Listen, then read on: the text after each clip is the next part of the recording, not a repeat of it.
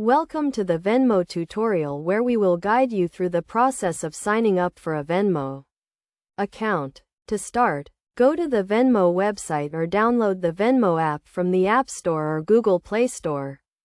Once you have the app or website open, click on the Sign Up button. You will be asked to provide your phone number or email address to begin the sign up process. Choose one and enter the required information. You will then receive a verification code that you must enter to proceed. This is a security measure to ensure the account is being created by the actual owner of the phone number or email address.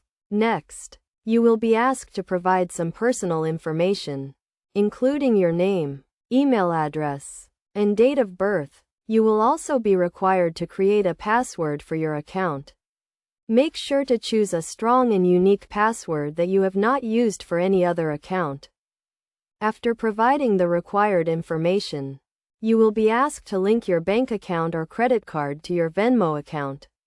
This will allow you to send and receive money using Venmo. You can link your account by providing your bank account or credit card details.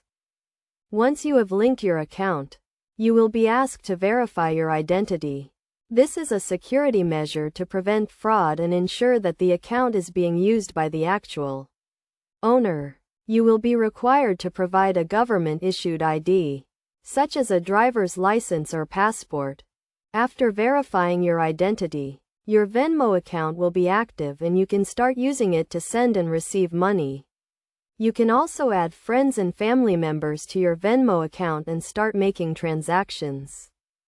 It is essential to note that Venmo has some rules and guidelines that you must follow when using the service. Make sure to read and understand the terms of service before using your account. In conclusion, signing up for a Venmo account is a straightforward process that requires some basic information and verification. By following these steps, you can create a secure and functional Venmo account and start using it to send and receive money.